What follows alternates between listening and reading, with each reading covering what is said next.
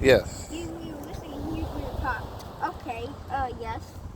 And we did that. So tell me, like, if you were going to use it, what would you think you would have to do? I would call 911 if there was a robbery in my house. Okay, but what else? So this, you used to have to put money in here, right here. Yeah. Like 25, 50 cents. Yeah, right in here. No, that's where you get the money back. You put the money in here. I didn't see that. And then if it will come down there if your phone call was messed up. Or if you hung up quick enough before they answer the phone.